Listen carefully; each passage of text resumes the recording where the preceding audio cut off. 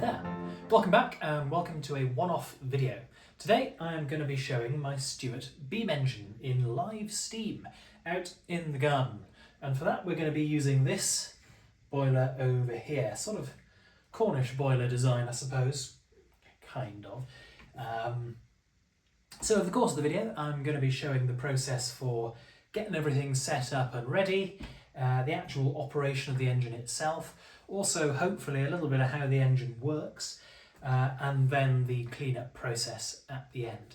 So I hope you enjoy this. This is a video that's been requested by a number of people, so I hope you find it of interest. Without any further ado, let's crack on. Right, so here's the assembly. We've got the gas canister here with its own regulator. This goes into the burner, which sends hot air through the boiler and out of the exhaust chimney at the top.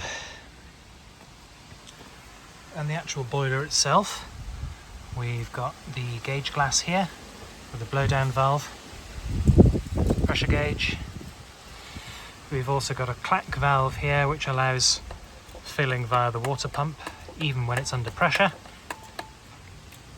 Of course, safety valve and the main steam tap here. And the steam tap of course then leads into the actual engine itself. And I've just got a silicone rubber tube taking the exhaust out into a little bowl over there so I don't make a mess everywhere. So that's the basic assembly. I'll fill the boiler up with water now and get it heating, and then we can go over the actual engine itself.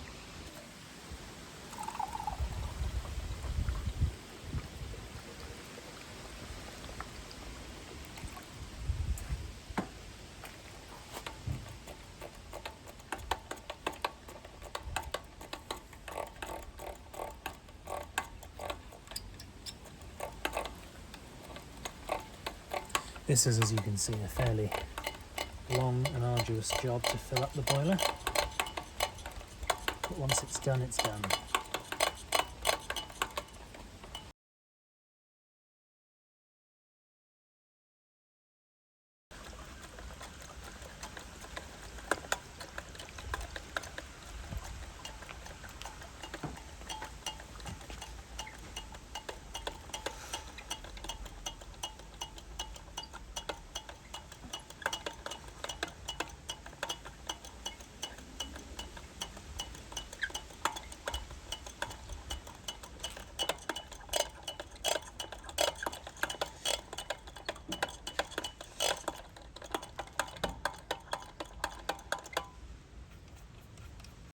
Right, now before we start with any form of steam, I'm going to fill up this thing here. Now this is called a displacement lubricator, and it's a very, very clever piece of kit. So this sits at the inlet to the steam engine. This is where the steam comes in from the boiler before it goes into the steam chest. And you'll notice that there's a T-junction here. One direction takes you into the steam engine, the other takes you to the displacement lubricator.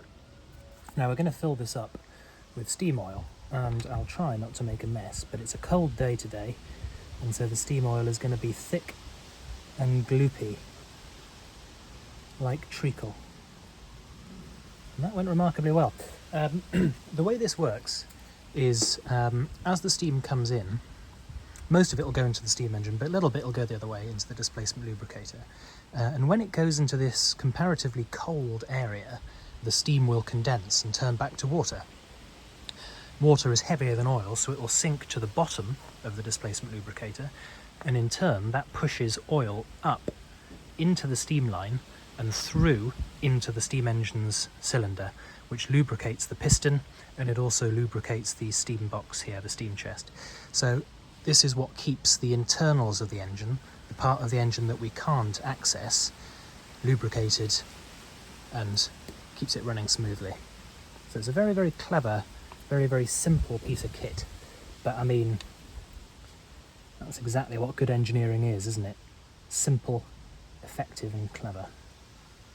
Now of course, because that lubricator is in the steam line, it has to be filled up before operation starts, because you can't open it once the operation starts because it's under pressure. So you've got to make sure it's all filled and ready beforehand.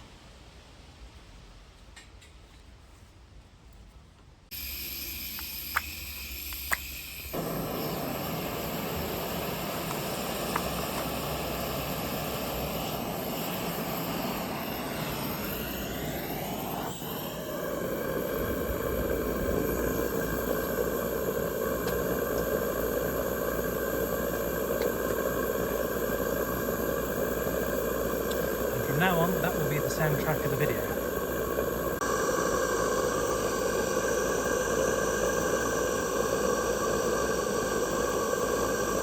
Right, so now that the fire is lit and the boiler is heating up, I'm just going to go around and lubricate everything that moves on the engine. Here I'm just filling up some cups, and these are designed to sort of drip feed a relatively small amount of oil over the main bearings at a fairly constant rate. But I'm not just going to fill up the cups, I'm going to fill up anything that moves. So any of the parallel motion, any of the joints on the eccentrics, anything like that is going to get a coating of oil as well. Now I'm a bit of a sort of serial over-oiler, so forgive me if I'm using a bit too much oil, but my preference is to use too much and rather than too little. You can always clear up the oil afterwards.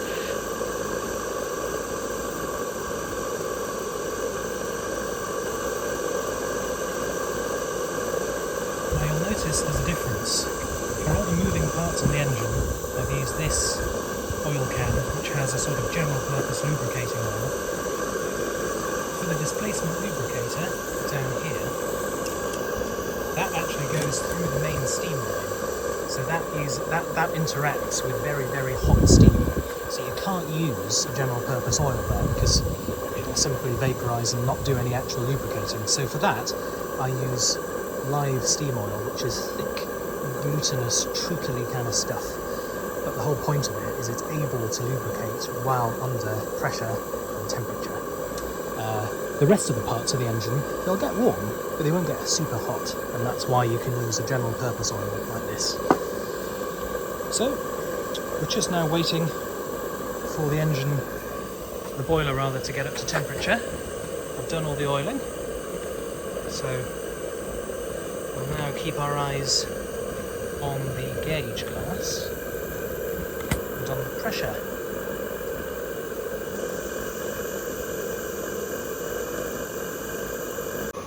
Right, we're not far off ready to go. The engine's been fully oiled, and you'll see now that when I do actually move the regulator, the steam tap, I'm getting a bit of movement from the engine, and that's just because the boiler's just starting to get up to pressure. So we're going to have a few things happen at this point. This cylinder is made of iron, and iron takes a lot of energy to heat up. So the first steam that comes out this pipe and goes into here is going to cool down almost immediately. Okay, and what's going to happen is it's going to stop being steam and it's going to return to being water, and that can build up at the top and bottom of the cylinder and create what we call a hydraulic lock, which means that the engine can't move any further. This happens because steam, gases, can be compressed, so the piston can push through that sort of force. Water is a liquid which can't be compressed, so it can lock the engine and stop it from rotating. Now this is a common problem in steam engines, and a solution has been devised almost from the moment that steam engines have existed, which is these two small taps here. These are called cylinder cocks, and they work by just opening them up. Come on. And it just opens a very small hole at the top of the engine. And that just allows you to exhaust that water and allow it to escape. Right, so as you can see on the pressure gauge, we're now at 20 psi. So we should be pretty much ready to go. So I'm going to move the camera so you get a better view. Now this engine usually doesn't self-start. You can, if it happens to be in the right position, but it won't normally. So let's open the steam line.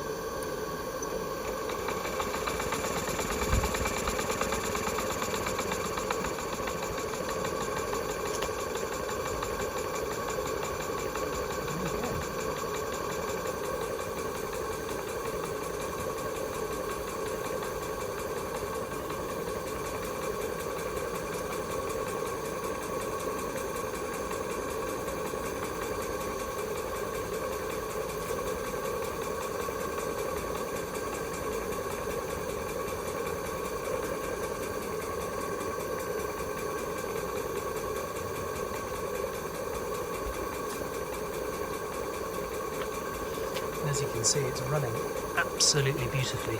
This is the kind of engine that runs far better on steam than it does on compressed air because it likes to be hot. The cylinder is bored to a really good tolerance, but it means that it really does like to run on steam when everything's hot. It's been bored out to work as a hot engine rather than as a cool engine.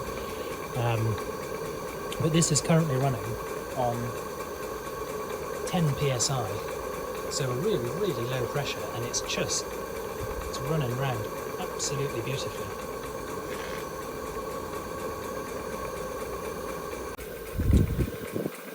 Right, we're just starting to get through some water, so I'm now going to add some more to the boiler. Not a lot, because of course adding cold water to a hot boiler will reduce the pressure, so I am also going to turn up the gas a little bit. It's all about keeping a balance with this sort of thing. As you can see, the engine has slowed down. But we're doing it nice and gently, and the engine's still running along beautifully well. And there we go, picking up a bit of speed. This engine really does run on practically no steam at all. It's a beautifully run engine. It's really lovely. Right, I'm going to shut up for a bit and just let you watch the engine. I'll take some video of it running at normal speed, and I'll take some video running in slow-mo, and you can get a really good idea for how this engine moves. Enjoy!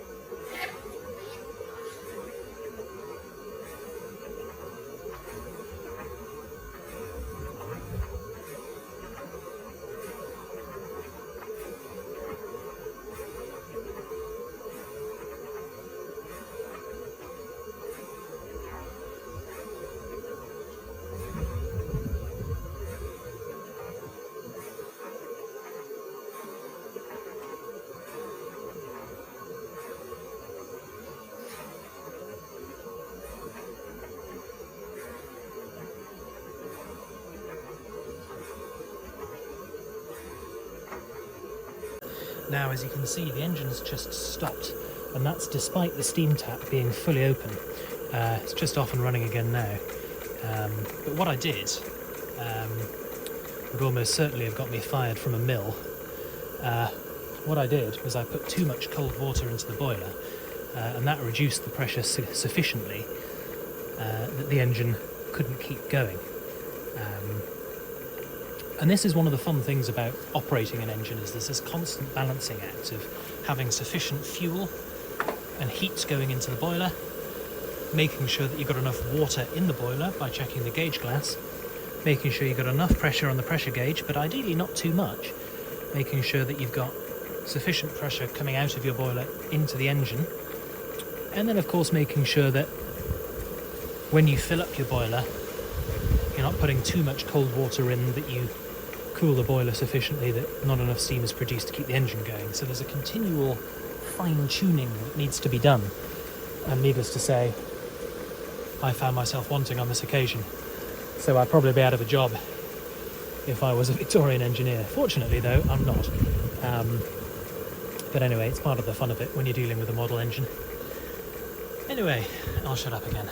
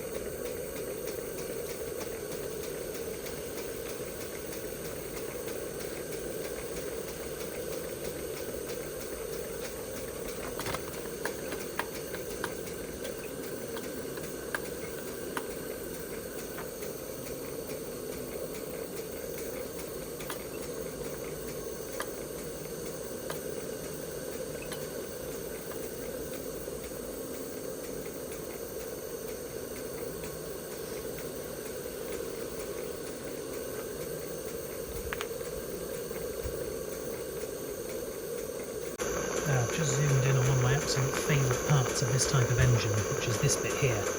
This is called Watt's parallel motion, and it allows the engine, the cylinder, to drive this reciprocating motion effectively and to convert it into firstly this oscillating motion on the actual beam, and then again into rotary motion on the crankshaft and onto the flywheel. It's a really, really beautiful bit of engineering, and is actually relatively simple when you get your head around it, but this was one of the key bits of engineering that had to be developed to get the steam engine working in the first place. No points, of course, for guessing who developed it, with a name like Watt's parallel motion. Now then, one of the big tests of a steam engine is how slowly you can get it to run. So, with that in mind, I'm going to close off the steam tap, up to the point that it stops, and see what we can do.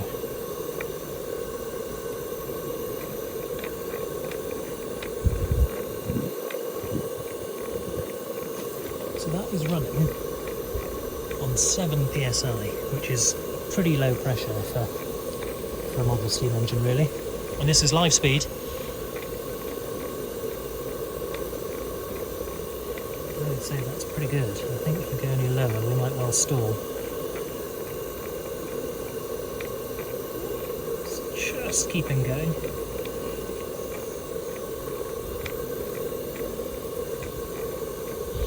You might have noticed earlier as well, I had a bit of a water leak coming out of here. This is a gland. This allows the shaft which connects to the piston to go in and out. But of course, you can't allow any gas to escape, otherwise you wouldn't have any power in your engine. So you have to pack your gland, normally with a sort of string coated with graphite. And these two bolts here can be tightened to compress that string, which squashes around the piston rod, and they were a bit loose. I think over time they'd vibrated themselves a bit loose, so that was allowing an amount of steam to escape, condense to water, and then sort of pile up on the top of this gland. So just by nipping those up a little bit, I was able to stop the leak. It's exactly the same principle on this lower gland as well.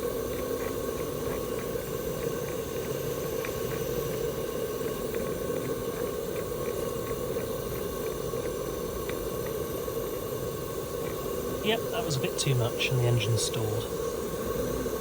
Once the piston is at the top of its range, in here there's a little sliding device, and that decides whether steam comes into the top or the bottom. And as the piston rod gets to the top of its travel, this device here allows steam to come in at the top, and it pushes the piston down. And then when the piston gets to the very, very bottom, this steam chest allows steam to come in from the bottom and push the piston back up again.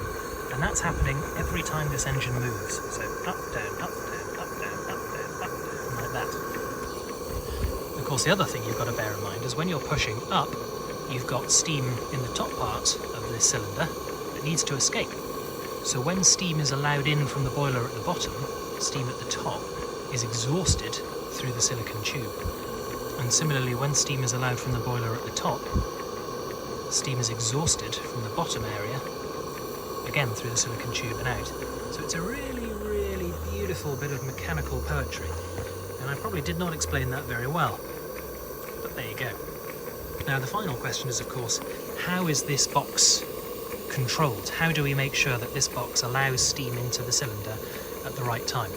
Well, this is all controlled via this device here, which is called an eccentric, and you see that moves and pushes a rod back and forth. I'll imitate with the camera, back and forth like that. That rod then carries the back and forward motion to this area here, which converts it into rotary motion on this shaft, which converts into oscillating motion on this shaft, which allows the steam chest cover, the slider inside the steam chest, to move up and down, and that's what defines where steam goes in the cylinder.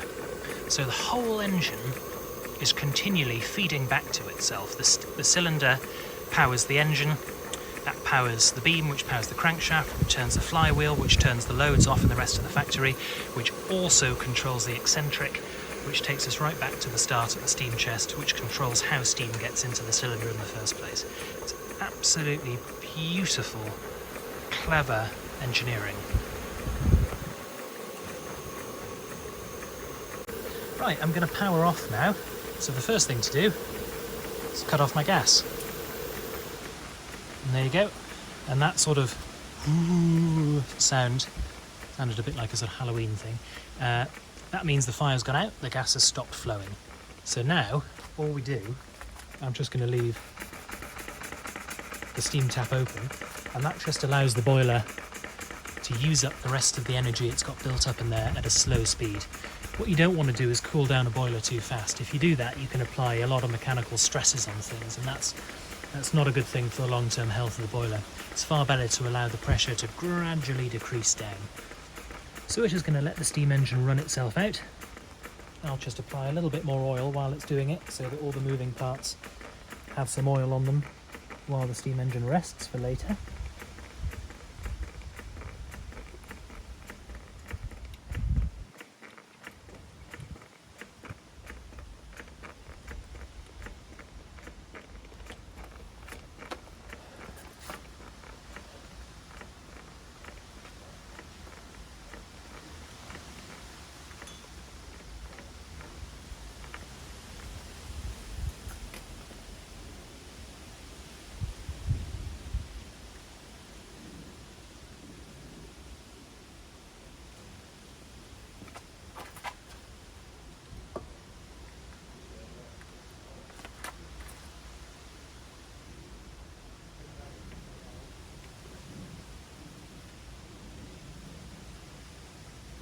There we go.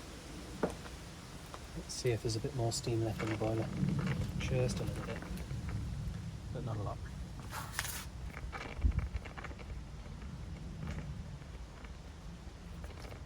So there we go.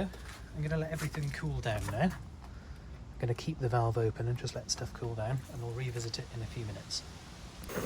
Now, if you want some proof that the displacement lubricator did its job, I'm just going to open the drain valve.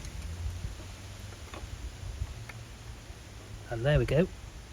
Water dripping out, so you can see that quite a lot of water has condensed in here and pushed oil up into the cylinders and beyond. And when the water stops dripping, that means you've got to the oil. So very good. Shows it's working. If you want further proof, have a look at the exhaust that came out of the engine. That was once clear water, it's now horrible and scummy. And that shows that we had lots of lubricating oil in the steam that was powering the engine, which is exactly what we want. It means we're looking after the piston and cylinder, making sure they don't wear too quickly. Right, I've now disconnected the boiler from the engine. And what I'm going to do is I'm going to empty the boiler as best I can. So this is what's called a blowdown valve here, and I'm just going to open that up. Now, of course, at the minute, water isn't going to come out because I've got the steam tap closed. But if I open the steam tap, get a nice constant dribble. And this just allows us to empty the boiler so it's not sitting with liquid in for long periods of time. It's called blowdown, of course, because if I was a bit more sensible, I would have blown the water out while there was still some pressure in the boiler, but I didn't, so I've got to rely on gravity instead. And incidentally, I've just noticed that my boiler cladding is a bit loose. That happens quite a lot, actually. What I'll do is I'll get some glue and fit that back on. But that does happen quite a lot. I've only fairly recently acquired this boiler, so cladding is expected to sort of shrink a bit as it gets heated up and dries out and stuff. Bit of glue will sort that out. Let's give you a quick look inside the flue of the boiler. And as you can see, within there you've got pipes. So all that hot gas flows down through there over those hot pipes. And of course what that does is it maximises the surface area you have, maximising the amount of heat that gets absorbed by the boiler and goes into heating the water. Of course, the less heat you have coming out the top of here, the better and the more efficient the system is. So, there you go. That was my Stuart beam engine in action in the garden, being powered by my Cornish boiler. Now, just for the record, I should say that I did not make this engine myself. I have done some metalworking in my time, and I certainly hope to do more in the future. But at the moment I just don't have access to metalworking tools, and I don't have the space for a lathe, a mill, all the sort of things that you would need to create something like this. I've done metalworking before, as I said, but that was when I was working at companies where I could access this kind of equipment. But I've never had access for long enough to create something like this. Though fingers crossed in the future I might be able to get my hands on that sort of thing. Anyway, I hope you enjoyed it. If you have any questions, comments, what have you, pop them down below and I'll do my absolute best to get back to you. If you have enjoyed this, do please like and or subscribe. And I will see you in the next one, which will be back to RMS Mauritania. Bye for now.